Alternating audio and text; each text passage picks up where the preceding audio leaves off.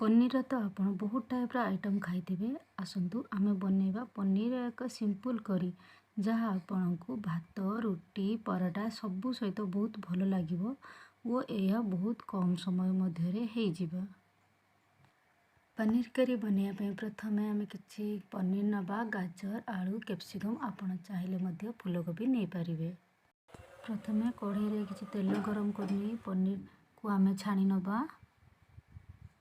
देखंतु पनीर कलर केते सुंदर है आसलानी। यह को आम लुण पानी काढ़ी नवा जहाँ द्वारा पनीर टी सॉफ्ट हो जाए और खाइबा को मध्य भल लगे।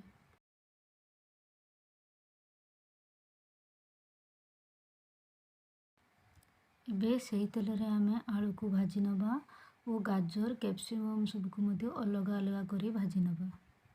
गाजर कैप्सिकम सब भाजी गला पर सही तेल रे आम किछि बटर ऐड करिबा।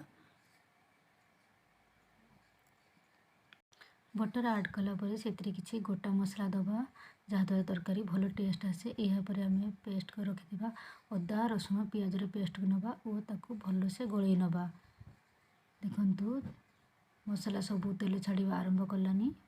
अदा रसुण को भल से कषि सारापर ये आम कि हलदी गुंड और लंका गुंड देबा। हलदी गुंड लंका गुंड देलापर मसला को भल से गलई नवा। यापर एथिरे किछि पानी दबा और किछि लुण पकेइबा तापर या भल से गलई नवा जहाँकि मसलाटी जलिब नहीं। मसलाटी को गलई नेला परे एथिरे किछि जीरा गुंड और धनिया गुंड दबा। जीरा गुंड धनिया गुंड को कषि सारा पर एथिरे टमाटो पेस्ट दबा और या भल से गलई नवा।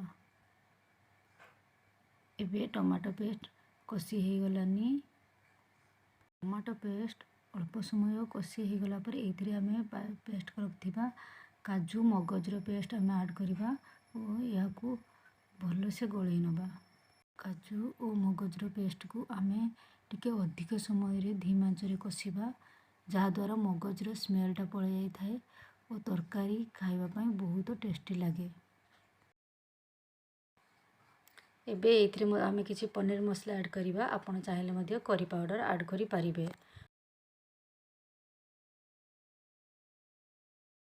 करी पाउडर ऐड कर सारापर एथिरे आमे छाणी रखिदेबा पनीर कैप्सिकम सबको पकेइबा तापर यह भल से गलई नवा और कषिबा पई किछि समय छाड़ीदेबा। परिबा सब कषि भल से कषि गला पर एथिरे आमे किछि पानी ऐड करिबा और यह गलई नहीं किछि समय फुटिबा पई छाड़ीदेबा। देखंतु तरकारी फुटी एबे केते सुंदर गोटे कलर पलि आसलानी। एबे आमे गैस को सिम करदबा। एथिरे किछि गरम मसला ऐड करिबा और किछि धनिया पत्र मध्य ऐड करदबा। एबे गैस रा फ्लेम को बंद करदबा।